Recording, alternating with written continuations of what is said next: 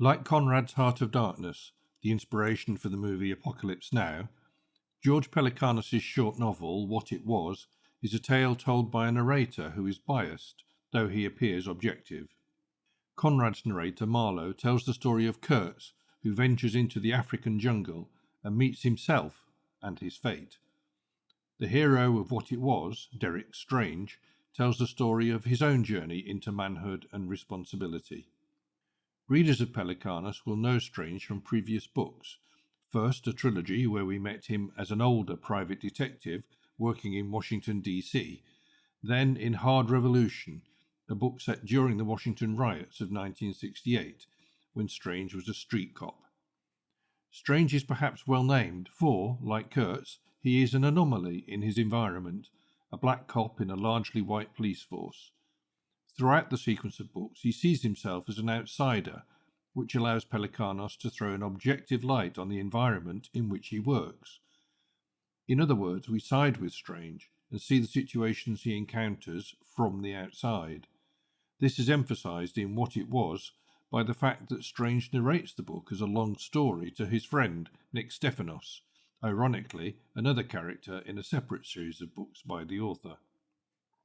Pelecanos writes in his preface that the book was founded on two headlines he encountered while researching another novel. First, the burglary in the Watergate building in 1972 that unravelled Nixon's presidency. Secondly, a headline concerning a celebrated Washington criminal, Raymond Cadillac Smith. So, Pelecanos is in effect writing a historical novel about that prehistoric era, 1972.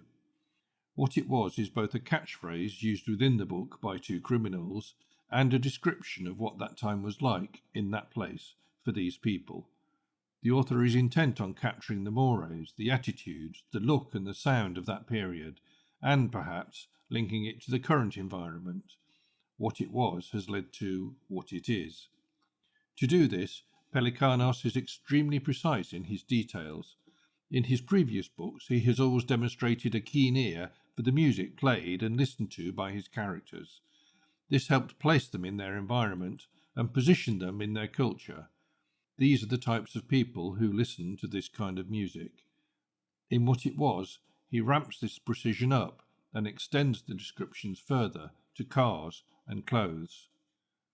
As she did it, Mr. Big Stuff came from the clock radio on the desk.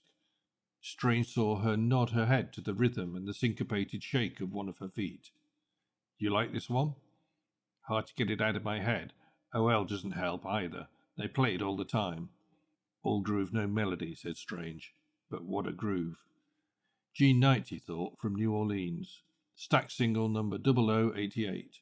Originally recorded for the Malaco Chimneyville label out of Jackson, Mississippi. Strange still catalogued this arcane data in his mind. It was a Plymouth Fury, the GT Sport, a two-door 440 V8 with hidden headlamps and a 4-barrel carb. The colour scheme was red over white, and its vanity plates read Cocoa. He, too, was tall. He wore patch-pocket jeans and two-tone brown Flag Brothers stacks, with 3-inch heels and curly-Q white stitching on the vamps. His loud print rayon shirt, tails out, had collars big as spears.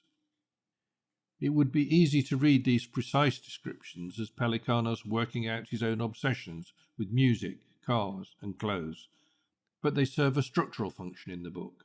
They show what's important to the characters. They can talk about the music, they understand the importance of the right colour scheme on a car. They know too what their clothes are saying about them to anyone smart enough to understand. Pelecanos describes them so we can see, and perhaps remember from that time, but also so that we get the measure of these people and their priorities. Bret Easton Ellis's American Psycho took this consumer porn to its ultimate extreme.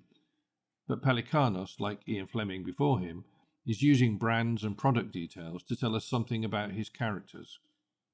The writer's other tactic to get us into his characters' thinking is his dynamic and flexible prose.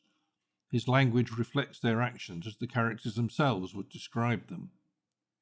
A couple of ladies visited. One of them, a nice little deep dark girl who was put together right, offered to get Strange high, and they went out back to the alley, where she produced a number and fired it up. Grady Page joined them for a minute. He and Strange shotgunned each other, then Strange did the same for the girl, whose name was Lavonia. Page went back inside to do his thing. Put together right, produced a number, shotgunned each other, back inside to do his thing.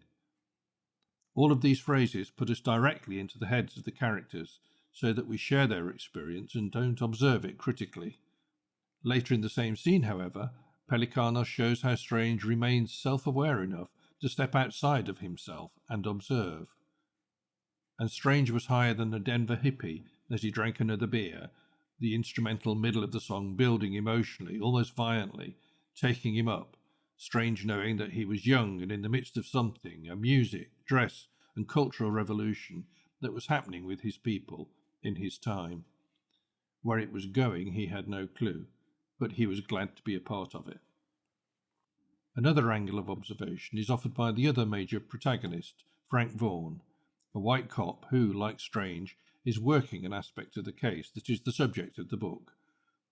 Vaughn is by no means the standard old-time racist cop, but he does see himself as the victim of a changing demographic in Washington.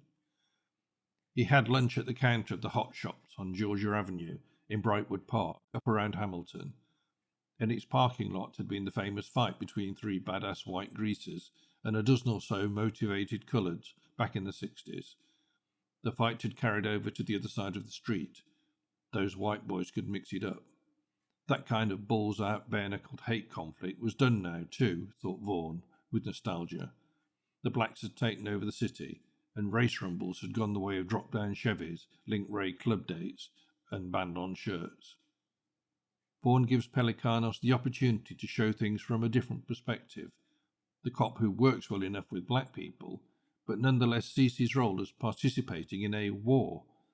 As a decorated ex-military man, Vaughn sees things very clearly in black and white, whereas Strange is conscious that the social change going on around him is blurring the edges.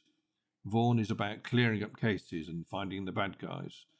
Strange, perhaps like Conrad's Kurtz, goes native, taking drugs, sleeping around, and knowing that the times are in flux. For Vaughn, perhaps the social changes will inevitably lead to a decline of some sort. For Strange, at least in 1972, the change might be one for the better. Finally, Pelecanos makes it clear in the last chapter that history is always at least partially fiction, made up in order to make a narrative seem complete.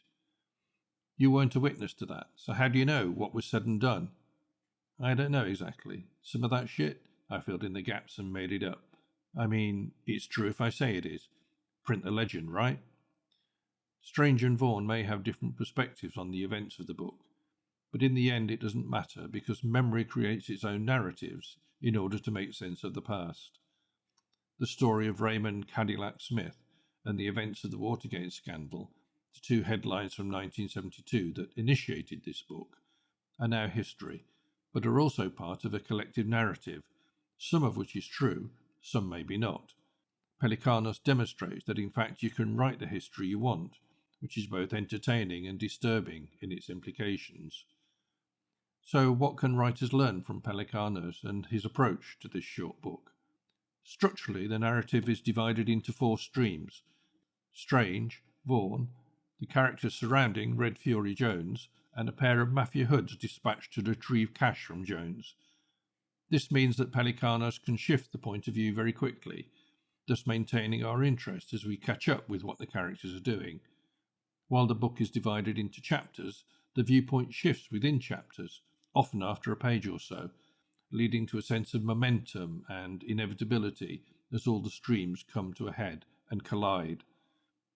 Two other technical elements are important: flexing your language to reflect that of your characters, and the use of precise detail to describe the cultural and social environment in which your narrative is taking place. Pelecanos uses this latter element repeatedly to help us see the characters in their exact time, almost as if they're pinned on a board, like psychedelically dressed butterflies. Using language to capture the thought processes of your characters is a typical novelistic tactic, but Pelecanos uses it extraordinarily well to help us inhabit the minds of characters some of whom are probably as alien to us as it's possible to be. Thanks for watching. There'll be new videos every Monday. It would be great if you could subscribe and hit the notification bell to learn when new videos are online, and hit like if you enjoyed it. Thanks again.